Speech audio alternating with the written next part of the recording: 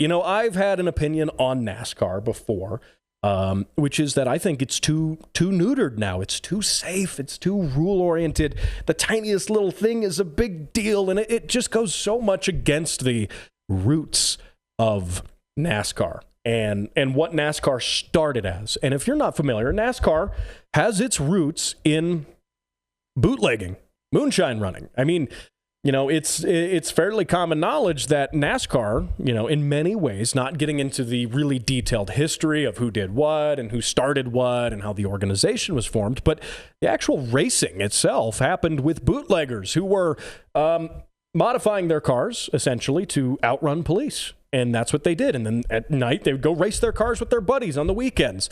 They'd moonshine, or they'd run booze at night, and then on the weekends go race, is essentially what would happen.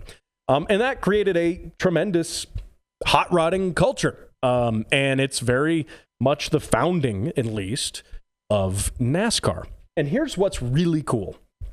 A speedway, specifically a famous NASCAR venue, the North Wilkesboro Speedway in North Carolina. Recently, they were doing some routine cleaning and some maintenance, and a sinkhole appeared in the grandstands. Now, thankfully, it wasn't at an event. No one was in the grandstands, but a sinkhole nonetheless opened up and revealed a big empty cave. And they said, gee, this doesn't look like a natural sinkhole. It doesn't seem right. Why did this open up? Why was it under the grandstands? And this is where it's really cool, because there is a local legend, an urban legend, that back in the day, the Speedway was built in 1947, and that back in the day, bootlegging happened at the Speedway.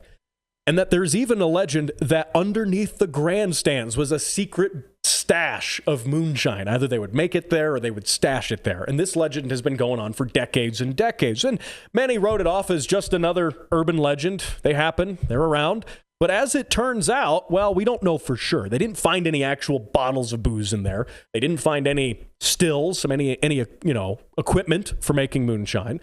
But it does kind of correspond with the urban legend. Interesting, right? I mean, so, and here, tell you what, give this a listen real quick. I'm going to roll this clip. Check this out. A discovery that could help uncover a piece of history. Officials with the North Wilkesboro Speedway uncover what many believe is a tunnel that holds a history of making moonshine. For years and years, decades actually, there have been stories about moonshine stills or possible bootlegging taking place around North Wilkesboro Speedway.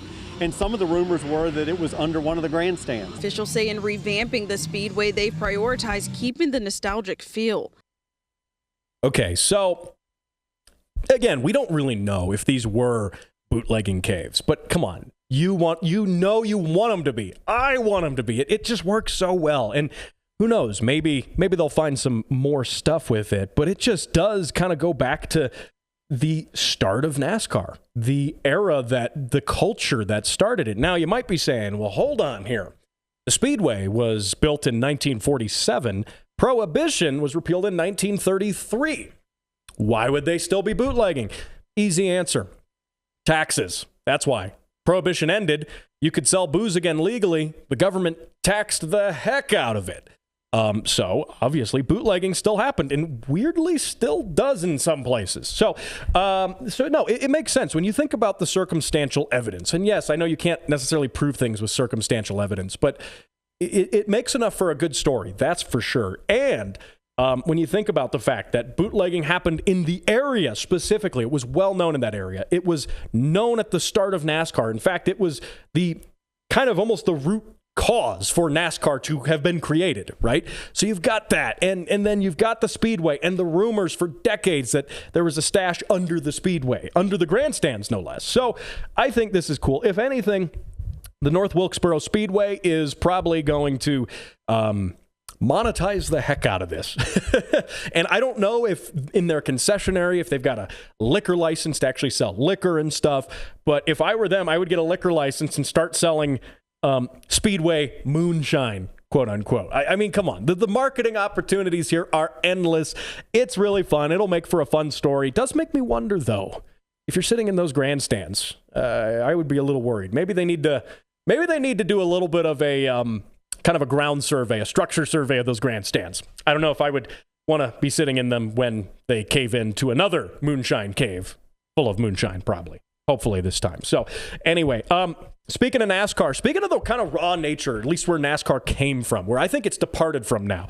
This is funny, and I actually like this. This happened back on March 30th, but I was too busy on the show swooning about Toyotas and things like that, and I totally missed this. Joey Gase, NASCAR driver, was racing at the Toyota Care 250 in Richmond, which I guess a Toyota event, right? Well, he got hit by another vehicle and spun out and put his car rear end first into a wall, obliterated the back end of his car. And as you can guess, he probably wasn't very happy about this. Now, why am I talking about this now? Because some new information has come out relating to this. I think you're going to totally get a kick out of. But before I tell you about that, go ahead and check out this right here. So he's going to take a moment to really express his frustration here. First, he's going to finish tearing the rear bumper cover off his car and then wait for Dawson Cram, and his timing and throw was pretty impeccable here. Yeah, he did a good job at this right here. Boom, right in the windshield. I think I would have left my driver gloves on. OSHA would not have approved pulling that bumper cover off without the gloves. You know, that part of the playing in the traffic part. Yes. I was going to say, OSHA has a problem with no gloves. NASCAR has. Oh, man. Okay, so what you can see there, if you're watching the video of the show on YouTube and Rumble, what you can see there is that he got out of his car while other cars were driving by, ripped the bumper, the fiberglass bumper cover off of the car that was all smashed up. And as the other car that hit him initially came back around for another lap, not at full speed, they were slow, caution, driving slow past the wreck now, but getting around, he took the bumper and threw it right at the windshield of the car that hit him. And one could say NASCAR would probably look down upon this action. They would say it's not very sportsmanlike. No, it's not, and that's why it's amazing. But they fined Joey Gase $5,000.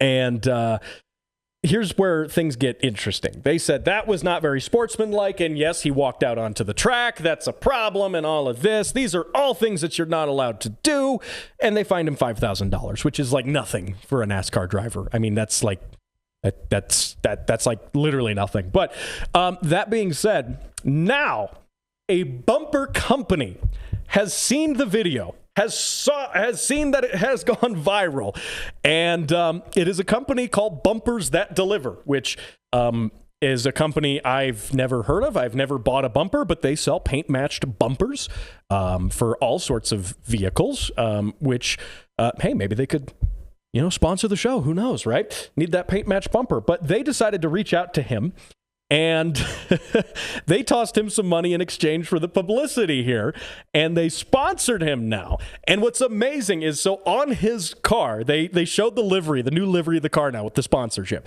And it's got Bumpers That Deliver proudly on the rear quarter panel. And then the picture of him holding the bumper mid-throw as he's about to huck it at the other car. And it's a picture of him there throwing the bumper. I think this is the best turn of events. This is what NASCAR should be about. Racing and hilarious stuff like this. I think this was just too good. An opportunity. I mean, talk about some genius marketing. This is an opportunity that you really wouldn't want to miss out on. Bumpers That Deliver, showing that they have a sense of humor with it. And I love this picture of Joey Gase just mid-throw with the bumper. Fantastic stuff.